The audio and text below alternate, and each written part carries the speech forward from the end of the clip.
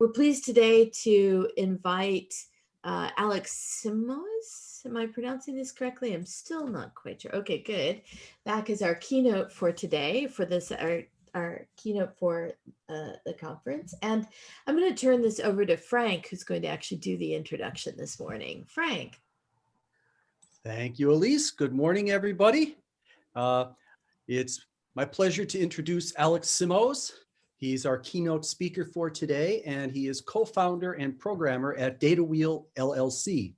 He holds a Master of Science degree from MIT, where he worked in the media lab with the Cesar Hidalgo Research Group. DataWheel is the developer of several products, including DataViva, a big data visualization engine created by the Office for Strategic Priorities of the government of Minas Gerais.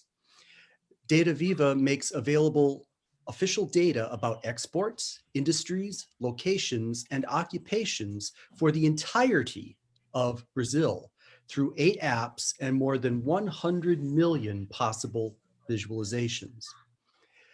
DataWheel's data visualization products have been recognized with numerous industry awards, including the 2017 and 2018 Webby Awards for Government and Civil Innovation, the 2018 and 2019 Indigo Awards for UX Interface and Navigation Website Design, and the 2020 German Design Award for Excellent Communication Design.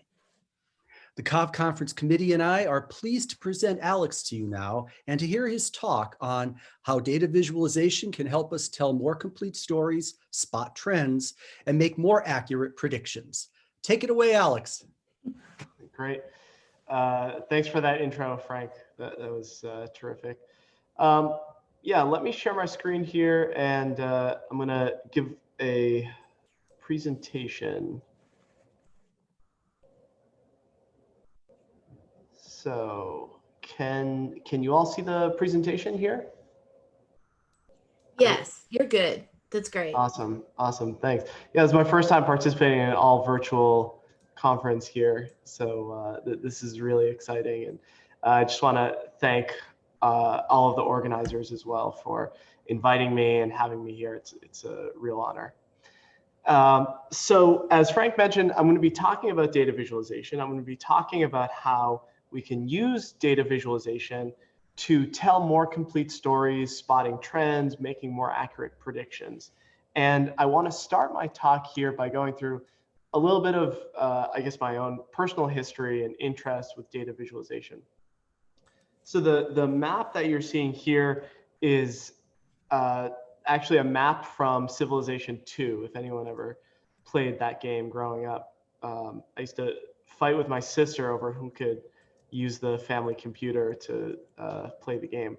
But this was sort of my introduction and interest in data visualization from a young age. And one thing that I think people forget sometimes is that a map is just a data visualization. You're pairing data with a visual metaphor to convey information. And for me, using this, anyone that's played the game, you're basically moving your piece around the map and you're uncovering different land, and then you're using that as a way to create your civilization that will then dominate the other civilizations. And I wanted to start here because I think maps are something that everyone is very familiar with. And we grow up learning maps, we take geography classes, we learn the shapes of our countries and the names of our capitals. And now in the age of the smartphone, we carry maps with us everywhere we go. And now these are the maps that I spend time looking at instead of the fictional civilization landscape, driving around using Waze or using Google Maps. And there's really a lot going on here that oftentimes people don't necessarily realize. There are different layers of information. There's real-time information that's coming into your smartphones. And what you're seeing here are locations of stores, restaurants. You're getting dynamic instructions given to you on the fly based on how the different patterns of traffic are taking shape over time. And that's really informing your decision-making in real time. So next I want to show a different map here. And this is one of the very first versions of a project called the Observatory of Economic Complexity, or OEC for short.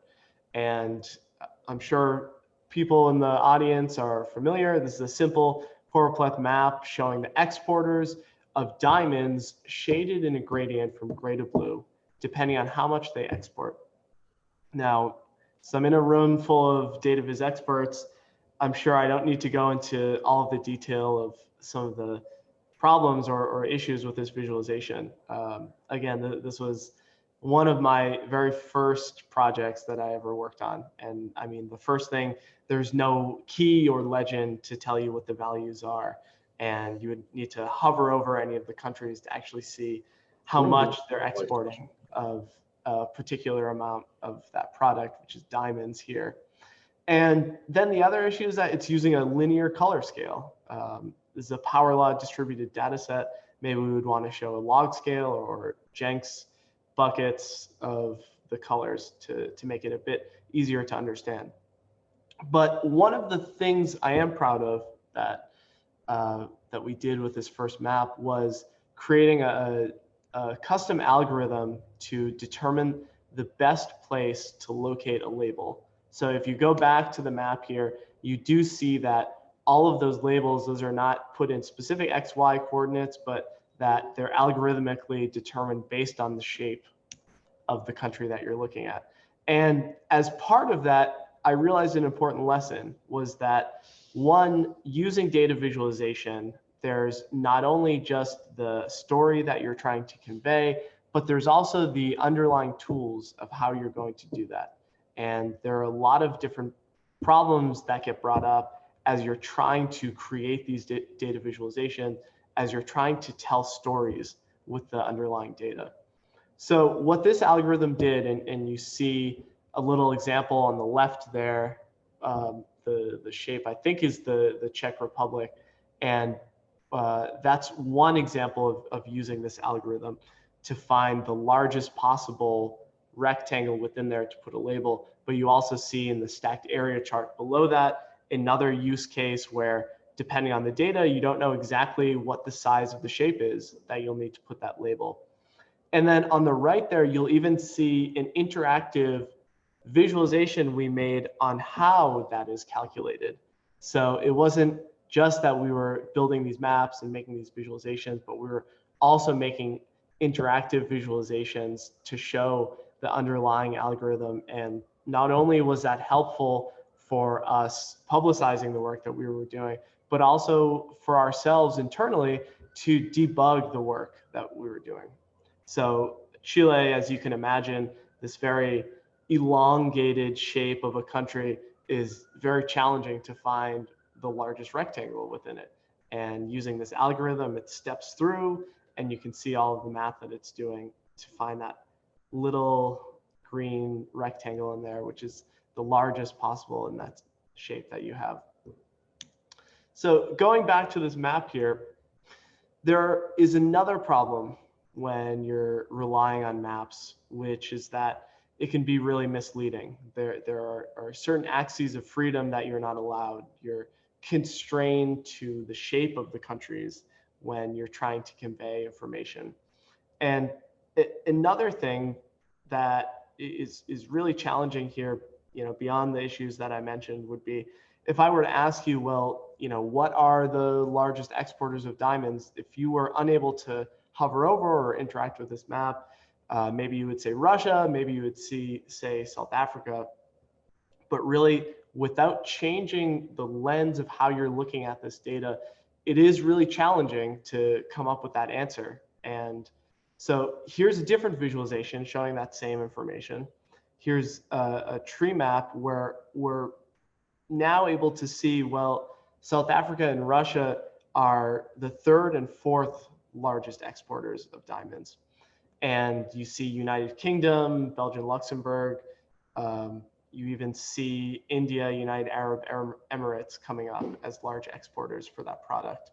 And previously, this data was there. It was being shown in that other map, but it was virtually invisible just based on how we were seeing it and how we were displaying that information. And you can even see that there's a sizable amount of exports that are coming from Israel, which is virtually invisible on that previous map. So if we zoomed in on that, and again, by virtue of this map not supporting resampling and scaling while you're zooming, Israel here is rendered to maybe a pixel or two of width.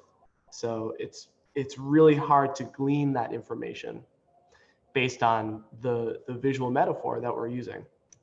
So back to the title slide of what I'm conveying here and what this talk will be about. The central theme being about data visualization and about telling stories with that data and how you can remove the barriers of decision makers and policy makers to have access to that data. And for the rest of this talk, I really want to focus on a framework that we've developed here at Data Wheel at my company in terms of thinking about data visualization and thinking about data-informed platforms that we've been making here now for the past 8 years. And at the end of the day, what it comes down to is the broader vision of trying to enable or empower decision makers with data. But now to the framework that I'm talking about. The goal of this framework is really a set of challenges. And you can think of this as a sort of ladder or elevator that you need to ride from the bottom to the top. And now that the big data wave has peaked and everyone is talking about AI and machine learning and that, you know, those trends keep growing, we start to understand that to get there as individual practitioners and as large organizations like companies, universities, governments, to harness that full power of automated decision making, there are a number of steps that you need to get, a number of challenges that you need to pass in order to get there. So at Data Wheel, we get a lot of interest from prospective clients that come to us and they say things like, you know, we want to do predictions, we want to do simulations based on all of this data that we have. And I think those are really noble goals that they're trying to do and that they're trying to unlock the value that's within their data. But in order to get there, we see these tools like machine learning and AI that are transforming industries. But really, in order to get there, we need to think about the lowest rung of this ladder, which is beginning in that sort of data warehouse. And I remember reading an article in New York Times saying something like 80% of data science is data janitorial work. And you know, I'm not sure if it's exactly 80%, but I can say from experience working with data and cleaning my fair share of messy files that it is a lot of work and that does end up occupying a lot of time. You're matching different standard classifications, you're aligning data that may be mismatched, you're normalizing names and metadata, you know, the list goes on, but all of that work is really necessary to get to that first layer of data integration, because what you're doing is taking data sets from potentially different data providers, getting them to talk to one another. And with that, you can really, finally, you can start to harness the power of that data and begin to move up that ladder towards distribution, analysis, and then eventually automation. So I'm going to walk through each one of these rungs with some examples and some of the work that we've done here at Data Wheel. And so first I want to introduce the company, and I want to introduce it by talking about two of the other co-founders. And so you see myself here on the left. This was, we had gone go-karting. I think this was maybe sometime in 2013. And I think I did a really bad job there. I think one of my tires even fell off as I was racing. So that definitely was not my forte, but it was a lot of fun in the end. Dave and I did our undergrad together at Northeastern University in Boston. And at the time, we had joined a program called Multimedia Studies. And I think they've now changed that a number of times. Multimedia is a bit of an outdated term. I think they changed it to creative industries. And then now it might be called something like media arts and design. I'm not sure. But either way, we were attracted to this topic for different reasons. I was attracted because I was coming from the computer science department and I was frustrated with just learning computer organization and learning algorithms and never really seeing the output of what I was doing. Dave was coming from a different world. He was coming from the world of design and getting increasingly frustrated there with the lack of interactivity with what he was doing and the lack of being able to pair what he was doing with data, essentially. And that was how we met, and we started working on different projects together. We had classes together, and we would talk about design, and I would talk about things from the computer science world. He would teach me things about design and about fonts and about harmony and balance and all of these things that we would later go on to use within the company context. At the same time, we met Cesar Hidalgo there, which you see on the right, who at the time was doing his postdoc at the Harvard Kennedy School of Government. And what he was working on there was pairing techniques from the world of complex systems and physics, where he did his undergrad, and pairing that with economic data to use that to understand economic data and economic development from a network science paradigm. And he used that to write a seminal paper called The Product Space. And we were both introduced to him through another colleague of ours. We hit it off. We even did a few projects together while Dave and I were at Northeastern. At the time, Cesar was applying to the MIT Media Lab as a professor, and I was applying there as a grad student and ended up working with him for 2 years as I was doing my master's. After that, we ended up forming a company together, and that was Data Wheel. And we brought Dave on. He had actually moved into working at a video game company for those 2 years while I was doing my master's. And that was also incredibly valuable information that he ended up bringing to the company. So this is the company. We've grown quite a bit since those days. We're now 25 people scattered throughout the US, Chile, Colombia, Germany, and France. And what sort of our mission statement is that we like to say that we build professional data integration tools to enable large organizations to make data-driven decisions. And I'm going to unpack that a little bit, but I just want to show a little bit more of the team here. So this is a bunch of us during an all-company lunch and learn meeting. I assume this is Dave talking about D3+, which is an internal library that I'll introduce in a little bit.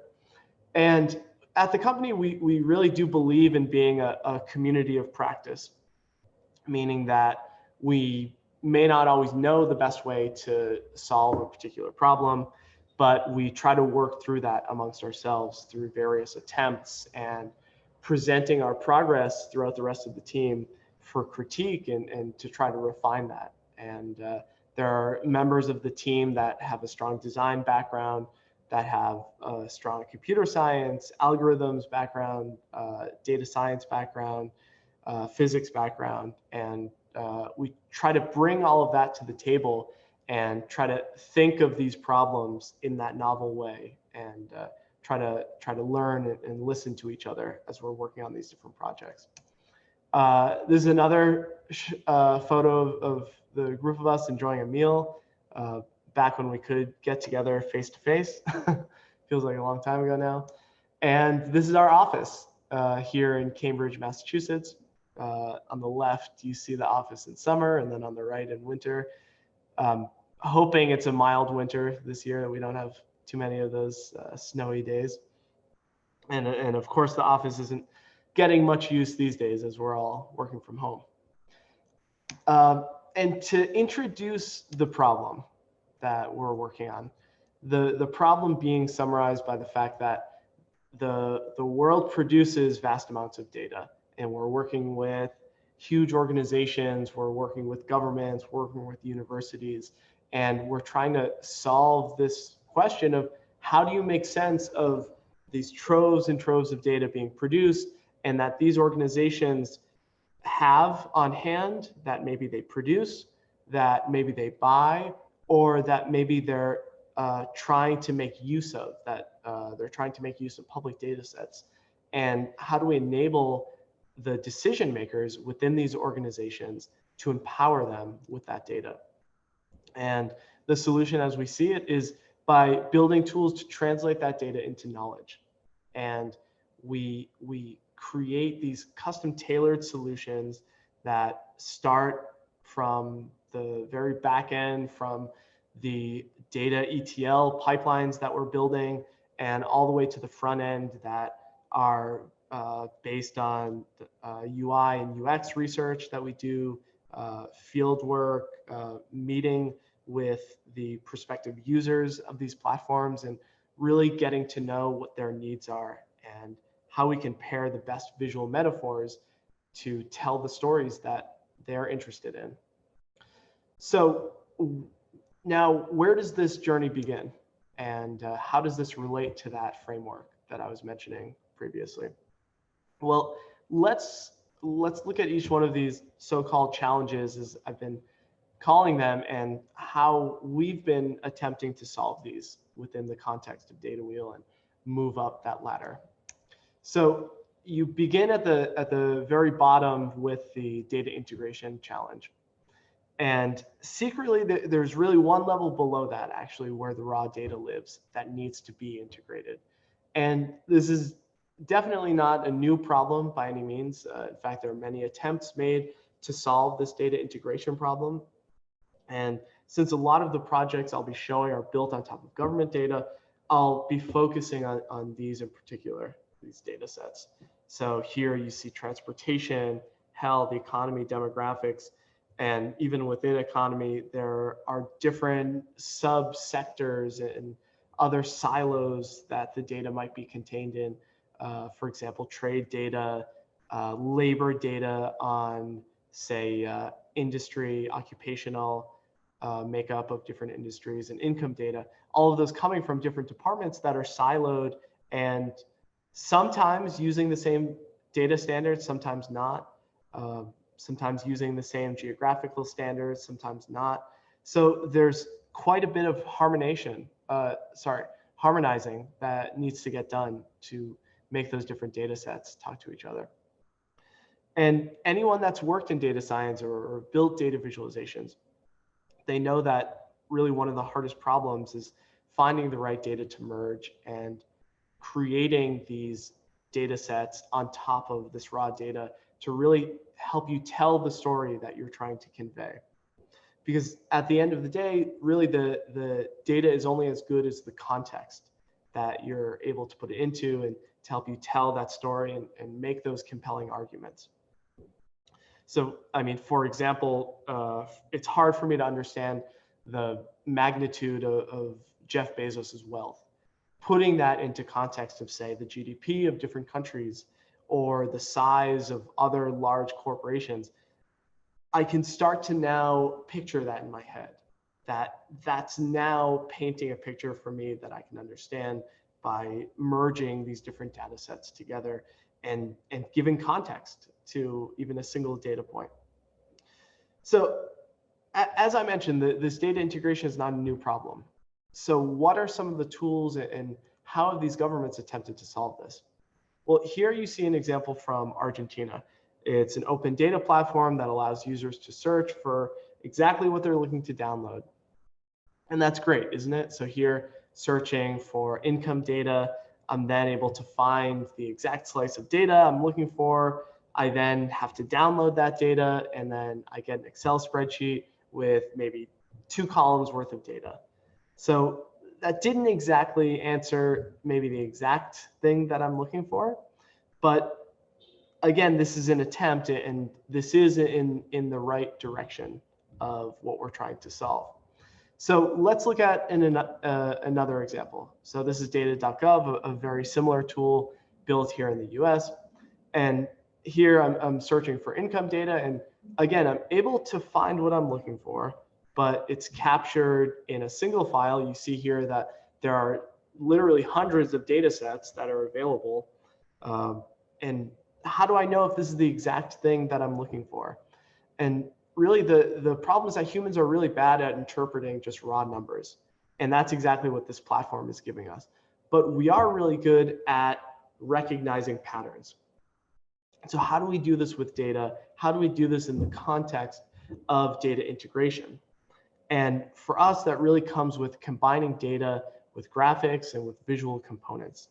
And the metaphor that we like to use is that those previous platforms I had shown you are sort of like wandering through the warehouse of an IKEA, where there are all of these sealed boxes that you don't know exactly what's in them, and you're expected to find, the exact row and aisle and which level to find that Malm chair or that bureau that you need. But IKEA knows that no human could do this task just with a warehouse.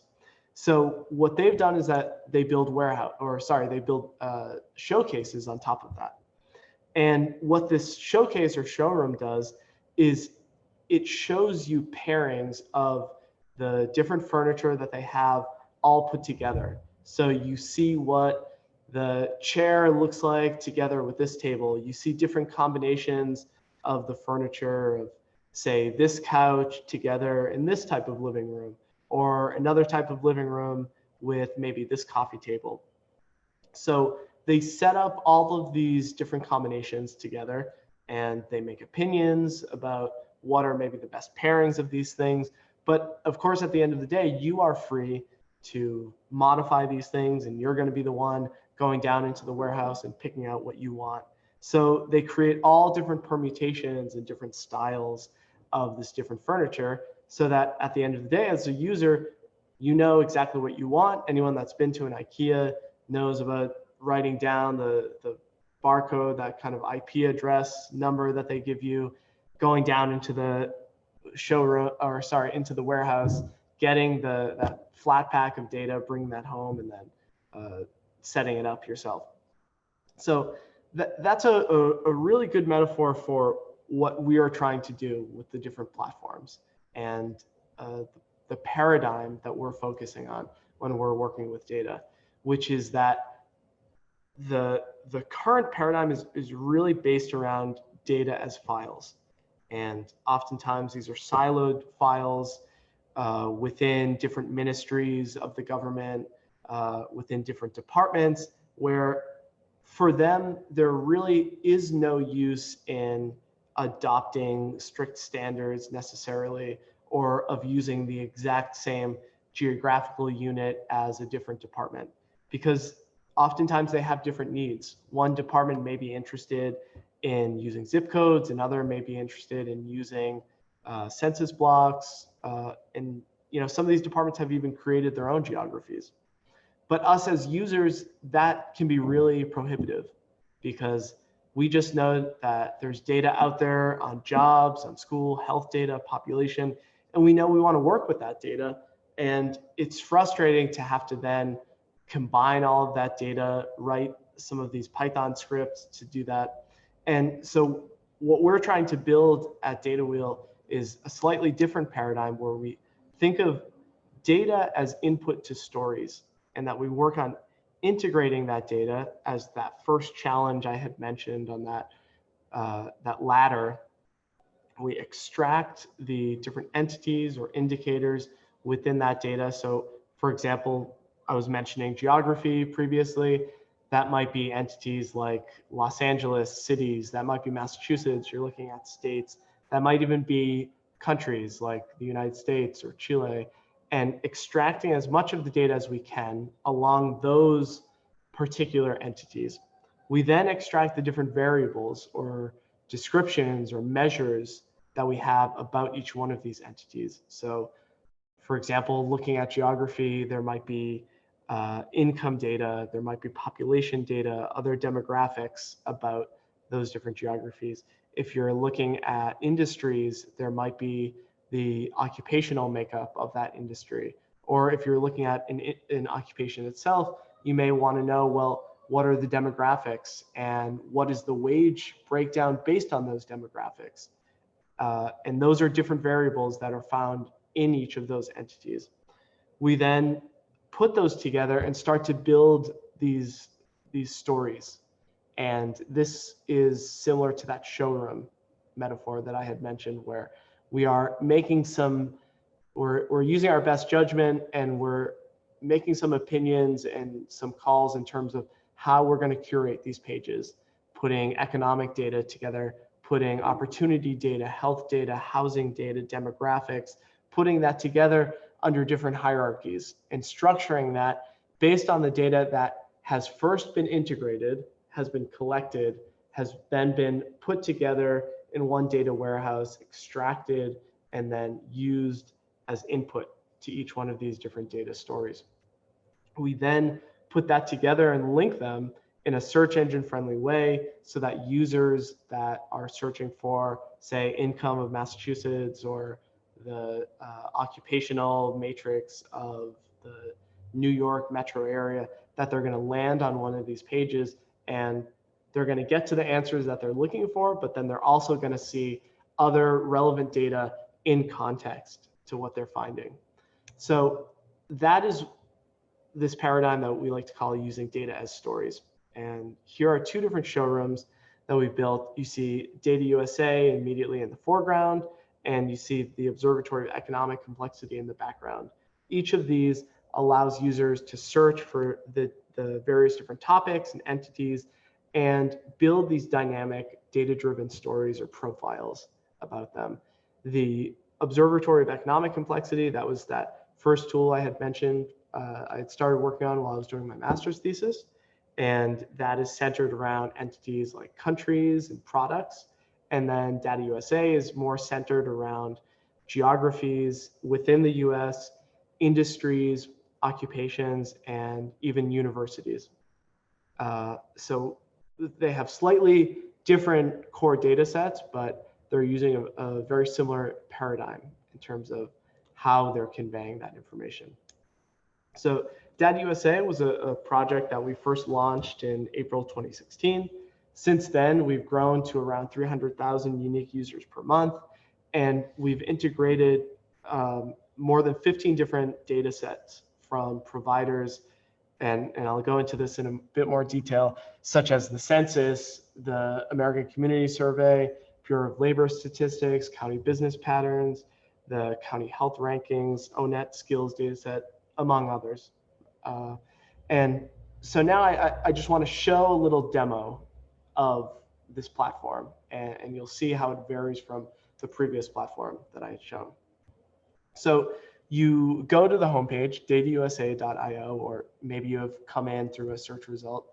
And for example, you're searching for geography, Raleigh, North Carolina. You land on a splash page. You see some statistics here, population, median age. You're then scrolling through and you're seeing how that data is structured. And it's similar to that outline that I had shown on the previous slide. You're seeing it in context. How does Raleigh's income relate to Wake County? How does it relate to the state and then the US as a whole? You're seeing the average salary distribution. You're seeing the census tracts. And really what we can do is go up and down these hierarchies. So first we're on a city page. Now we could go to a county page or a state page or MSA or Metropolitan Statistical Area. We can then click on any one of these other profiles. And so now we're on the Durham County profile. We can start to scroll here and see a slightly different story tailored to the underlying data there. We can click on a university. So Duke University happens to be found in this county. We can then even compare it with a different university. So we see, how does UNC compare with Duke? We see the tuition data side by side. You see those stats put into context. You see where they're located. You're able to see the student expenses. So there's a whole lot of data that you're getting. And as a user, you don't need to know. I mean, we show you the data sets of where they're coming from. We even show you how you can embed and download the core data itself. But you don't necessarily need to know that some of this data comes from iPads, some of it comes from the census, some of it comes from the Bureau of Labor Statistics, because what we've done is integrated all of that data under the hood, made that available through an API, made that available through this showroom that you're seeing here, so that as a user, you can scroll through this data-driven story, as I was mentioning. Click around, find the data you're looking for, or search for a specific slice that you're interested in. In terms of the impact that this site has had, you see the US Census site there in 2017, you see our site in the middle, and you see their proposed redesign that is supposedly going to be coming out sometime soon. And they look very similar, and the census has taken inspiration from Data USA, even though this was a project not done directly with the census or with any government agency. This was all built on public data that is freely accessible and available to anyone else online. And so that data storytelling has had an impact on the community. And we really see that as a really positive direction that we're moving as a company and with these different projects that we're creating. So now to dig in a bit and show you how the sausage gets made, so to speak, I'm going to go back to that framework that I had mentioned. And again, thinking about this in the context of our company and the tools that we're creating, we're trying to get to a place where the tools we build can then even give suggestions, can give recommendations, and empower organizations or governments with AI. But of course, you can't just build AI without the data being structured. And the same way as a metaphor, you can't make a cake without flour. So we see those ingredients and the integration of those ingredients as a core means to move up this ladder and fulfill some of these challenges. So as I mentioned, some of the underlying data sets, you have the census and American Community Survey, which comes out yearly. You have the county business patterns, Bureau of Labor Statistics, the county health rankings, and then the US Department of Transportation as well. So as we're moving up that ladder, we're synthesizing these ingredients. We are merging these data sets along common entities such as geography, occupations, industry, those sorts of things. And to go a bit deeper in terms of how that data integration process happens, we really try to vet each one of these data sets. As I showed earlier on data.gov, there's hundreds of different data sets that are available to anyone. The touch of the click of a button, you can go on there, you can search for something that you're looking for. But what we're trying to do is we're trying to understand the meaning and the underlying structure. Those are the first few steps of that data integration process. From there, we develop schemas and we write the ETL scripts that then get that data integrated and into the database that we're using. And then we're writing API configurations on top of that. And I want to stress the difference between an API endpoint and the configuration, because one of the tools, which I'll go into in a little bit, has enabled us to get that expressive API for free, so to speak, as long as our data is structured in a certain way that it's expected and that we're writing that configuration in a consistent way.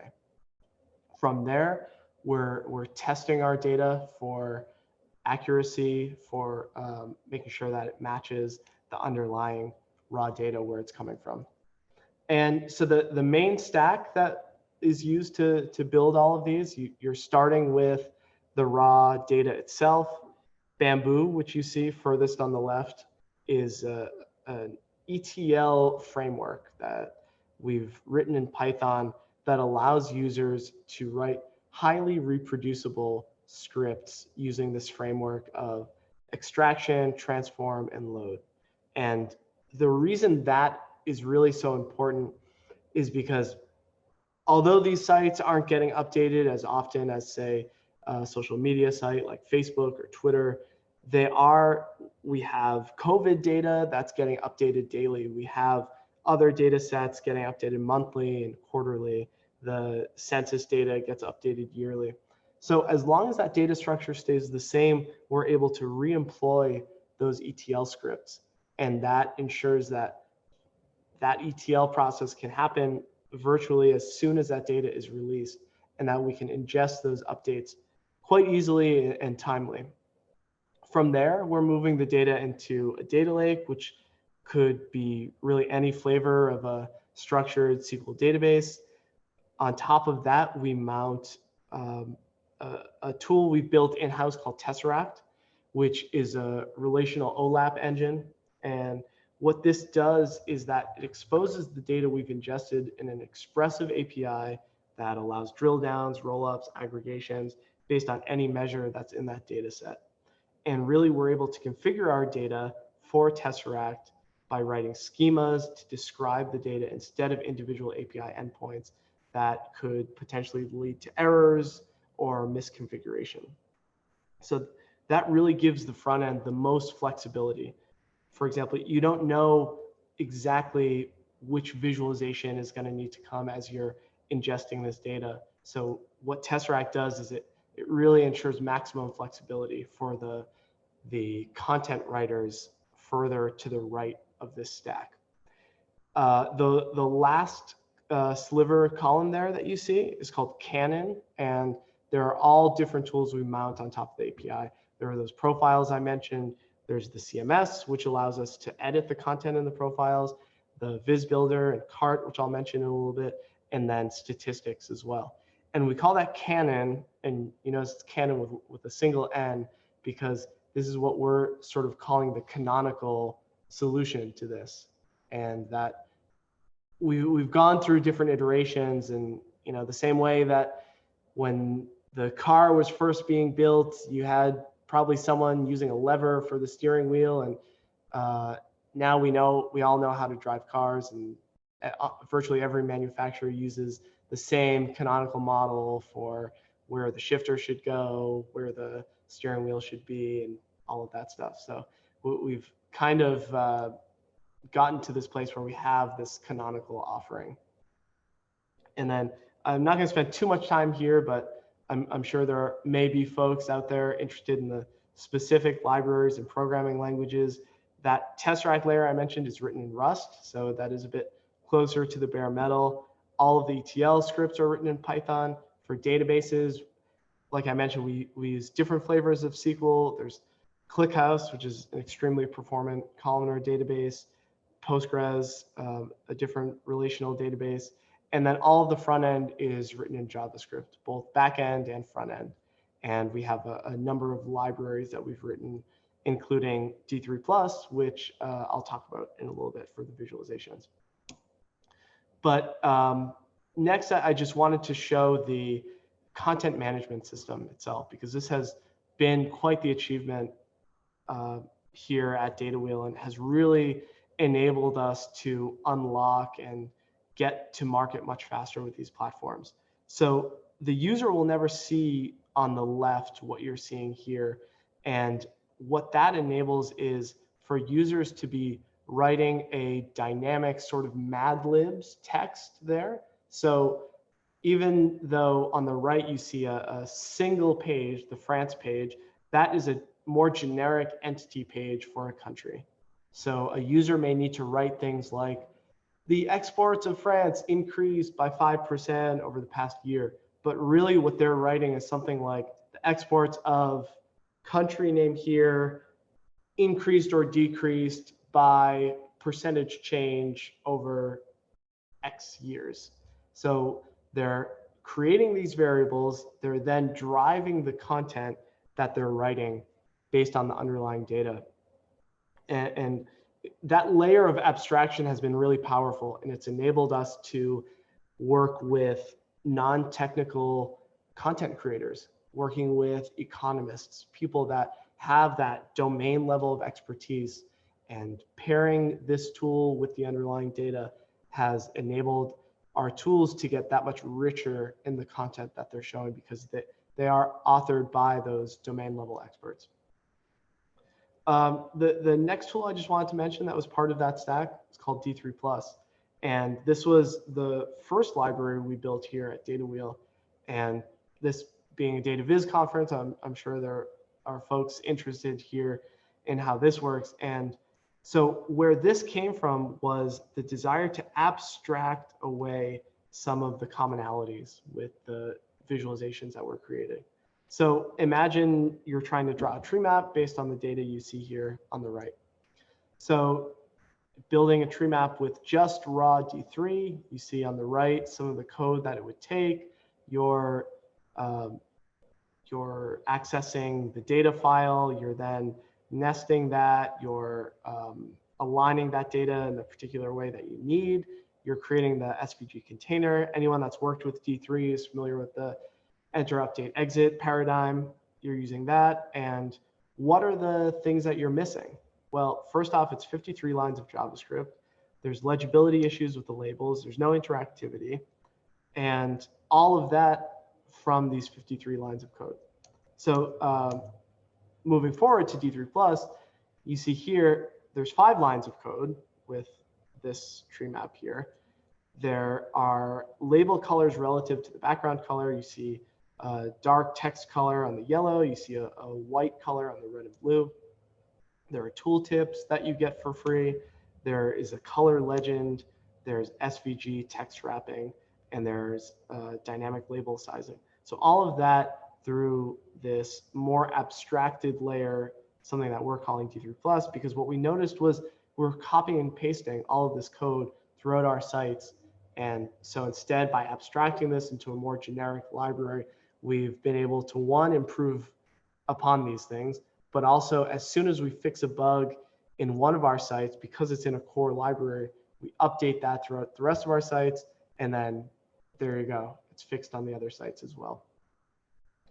The next thing that I just want to mention is this idea of an iterative design process.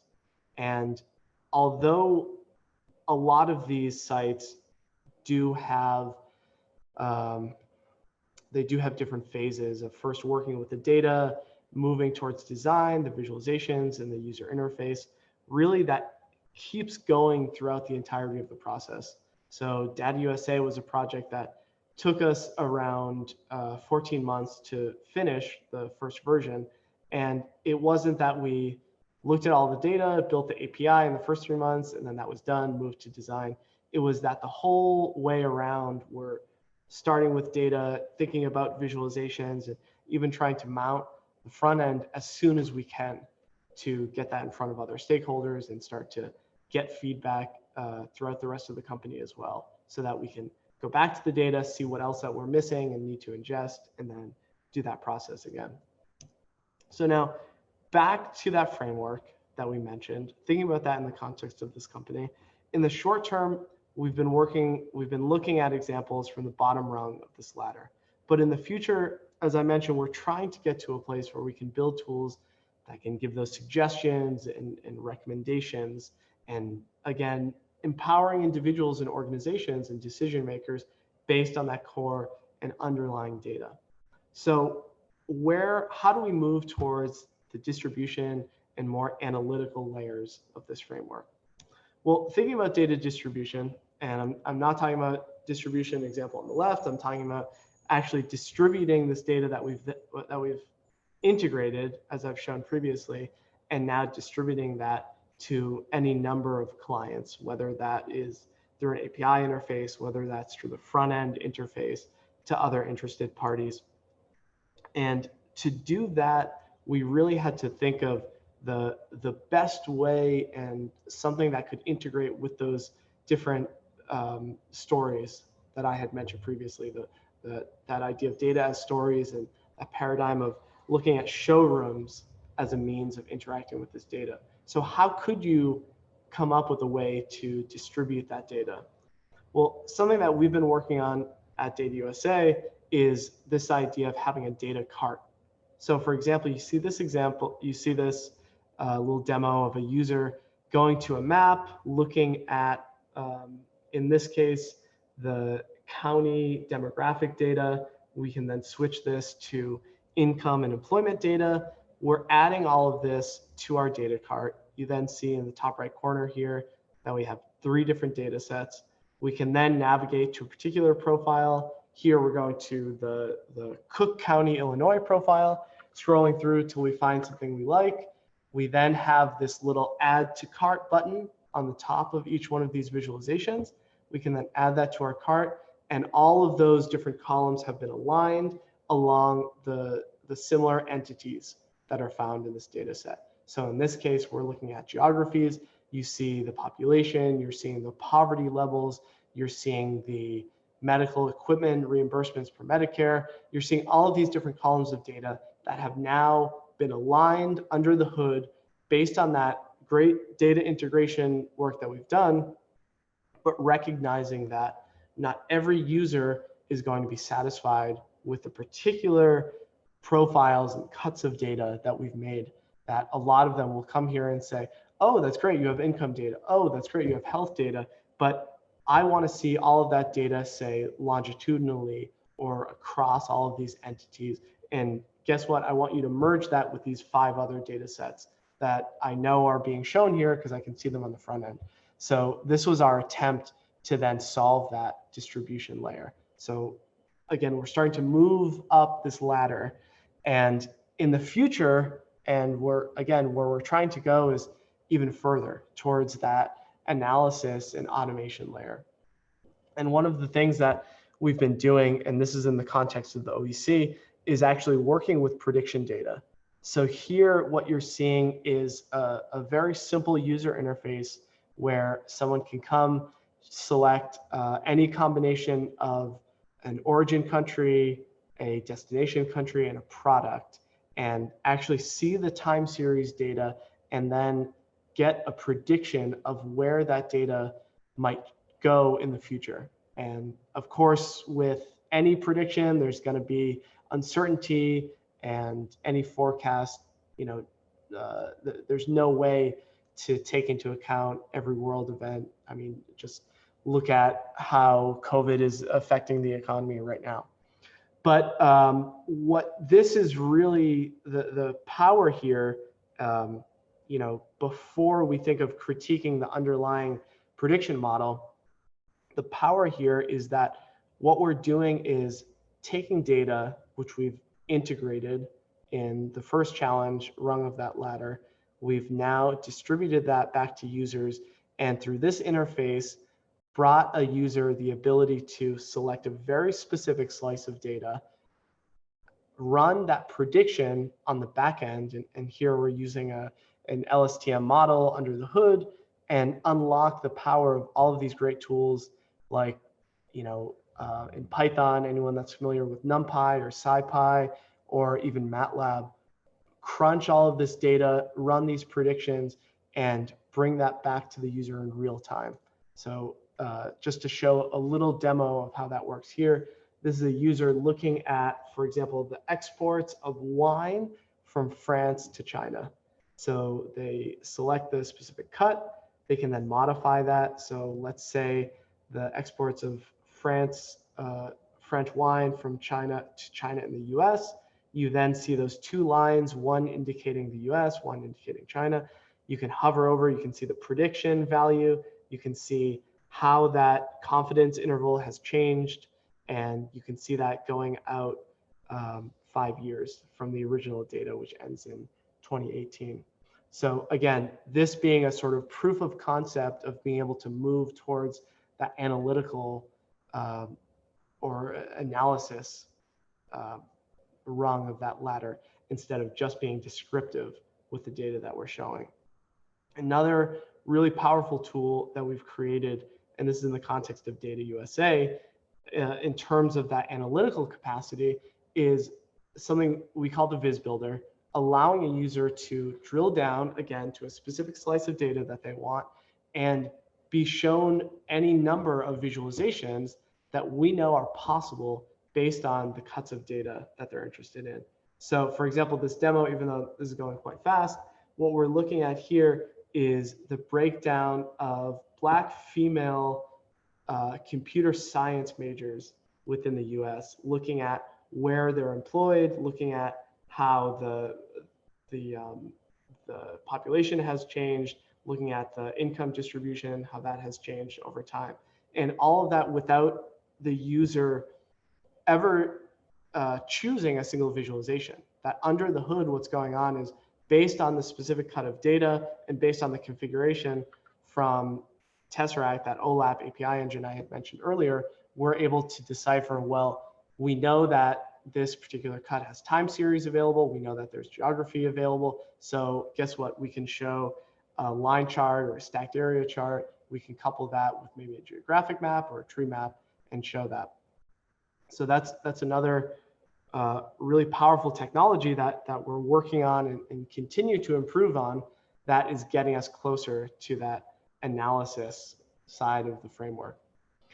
And now lastly, I want to talk about, instead of, I'm wrapping up here, but instead of focusing strictly on tools that we've made at Data Wheel, talking about research that has been done and specifically towards that final holy grail of automation.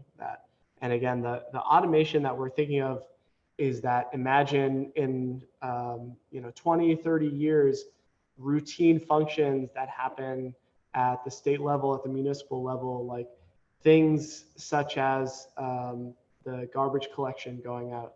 Imagine if that was driven by data. Imagine if that was driven by events going on that say, well, after the Super Bowl, there's going to be more trash that needs to be collected. Moving day, there's going to be all of, in a college town like Cambridge, you're going to have all of this furniture that folks are throwing out. Hey, guess what? Maybe we're going to need to throw out another garbage collection, and that process gets kicked off in an automated way, driven by data. And that's where we're trying to get in terms of this automation, in terms of this data framework that we're looking here. So the last thing I wanted to mention was this idea of, similar to that Viz Builder I had shown, but imagine that a user could just bring a data set and be given the options of different visualizations that can be shown from any data set that they choose. Really powerful idea and powerful technology that Cesar, the other co-founder in the company, has been doing along with other colleagues from MIT. So what they've been doing here, and what's really novel and incredible, is that they've trained a model that is based on a whole set of data, of underlying data sets and visualizations paired to them, to then create an automated algorithm that can then suggest the best ways to visualize that. And pairing that with this machine learning trained algorithm, they're able to come up with some really interesting results. So anyone familiar with AI, with machine learning, knows that to do something like this, you need a lot of data to be able to train an algorithm with any amount of certainty. You need to validate that and have a great corpus of data that you're working on. So where did they find that data? Well, this is a great example of sort of social engineering or mining power of the web. They started with a set of 1 million charts that they scraped from Plotly, and they looked at the means in which users had chosen to visualize their data sets to feed into this algorithm, and then put that as the output. As a user brings their data, they're then able to see, here are a set of recommendations based on what you can do. And this is taken from that paper that they've published, where, again, in a bit more detail, starting with the raw data, they then build up a large corpus of data to train a model, use a different set of classifiers like random forests, neural networks, to create a prediction engine that can give a set of visualization recommendations based on that given data set. So just kind of wrapping up here and back to this framework of data challenges, you see that we've crossed that threshold now where we've been able to rise to the occasion of integrating data, distributing it, and analyzing it with different tools. And now we're even getting there in terms of automation that we can build. So lastly, I just want to wrap up with some of the other tools that we've created, the OEC starting in 2011, Brazil, Data Viva, which was mentioned, Pantheon, Data USA. We've now done projects in Africa, Saudi Arabia, Chile, South Korea, and Estonia. And we're working on projects in both Mexico and Data Peru, which we hope to launch next year. So that is about it from me. I just want to say thank you to everyone for your attention, and thanks for your time listening to me. If you have some quick questions, we can certainly take those. But if you don't mind doing it in direct response with our folks, that might be a little bit easier. What do you think, Frank? Yeah, I think that I advise that too, but Elise, quick question, you can't help it. I know. Have a question. You left the door open. I did. There. This was with the automation stage, and I realized that this is, the least developed. It's a work in progress, as you've described it, Alex. But I was struck by the machine learning data that you were focusing on using. It was really taking a look at what other experts had decided.